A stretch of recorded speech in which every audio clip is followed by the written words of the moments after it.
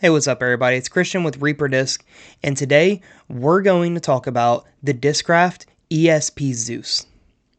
So, the Zeus is an overstable distance driver coming in at 12, 5, -1, 3. And if those flight numbers sound familiar to you, it's because, well, they are. This disc is among many that fall into that just good, reliable, advanced level high speed distance driver that most every single company tries to have at least one disc that fits that bill. And a lot of times it's come down to these flight numbers are, kind of the golden standard as far as what most pros demand. But that's a topic for a different video. So, about the Zeus. Like I said, it's an overstable distance driver, and the first disc that came out in the Paul Macbeth line with Discraft. When Paul left Innova and came to Discraft many years ago, well, maybe not that many, but it feels like a while, he had a very specific thing in mind when he wanted a distance driver.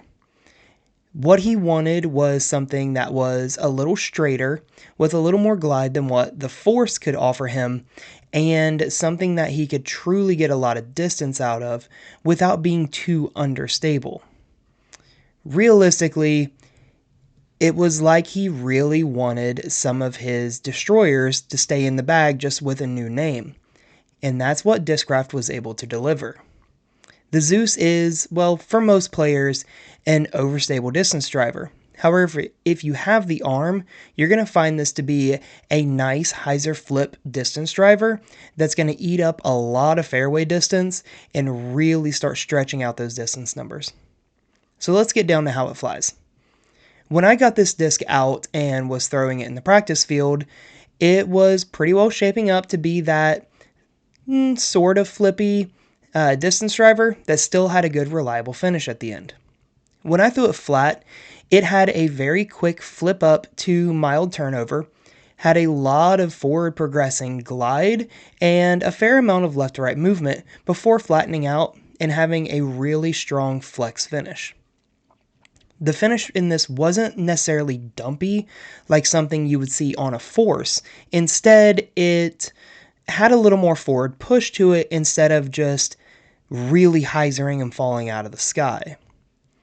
When thrown flat, it was very quick to get to a turnover and held a turnover for most of the flight. Toward the end, as it was getting closer to the ground, it did get back to a flat angle. However, it still finished moving left to right. Even though it was back to flat, it still carried that drifting right motion. Seemed very, very controllable in the turnover without getting all the way over to risk cut rolling.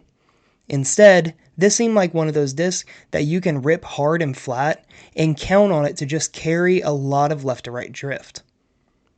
When released Anheuser, I had a little trouble hitting the correct angle, and the closest one I could get right here, I just left it a little too nose up and a little too high. So it did hold a turnover for a majority of the flight. However, it was just too far off the ground and eventually just kind of stalled out and flexed back over. Now, if you can get the angle just right on this disc will hold a turnover really, really well for a majority, if not all of the flight, before barely getting back to flat, if finishing at all. When thrown full power, I had this on just a little bit more angle than whenever I threw the initial hyzer shot, and I did that knowing that I was putting a lot more power and a lot more speed and spin onto this disc, and whenever it gets going that fast, it generally reacts by becoming a fair amount more understable. So I compensated for this by putting it on a little more hyzer, and you can tell it flipped up. And this time, though, it didn't have that really quick flip like with the hyzer release. Instead, because I put it on more angle, it had a lot slower of a flip up to flat and then a very mild turnover that didn't really have a lot of left to right movement. It kind of drifted a little bit, but got back to flat fairly quickly, but continued to push forward as it had that really strong flexing fade finish. All in all, this disc is an absolute bomber. It's a crusher distance driver that if you have the arm speed to be able to get it up and turned over, this thing is going to really start boosting those distance numbers for any intermediate and up level player. Truly, it is a very controllable driver and typically good for almost all conditions. I wouldn't necessarily trust this too much into a headwind, as it is a little more understable than what the numbers kind of lead on. However, if you're looking for a replacement for some of those good older run destroyers that weren't quite as overstable, look no further than the Zeus.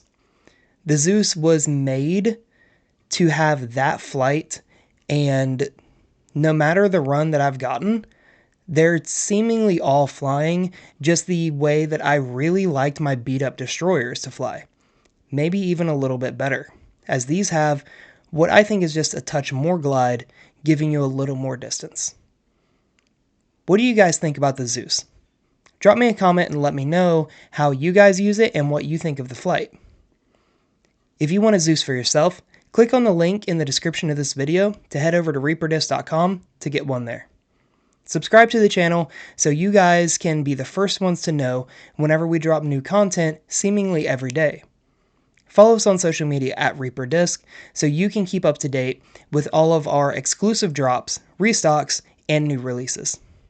And again, I'm Christian with ReaperDisc, and I'll see you guys in the next video.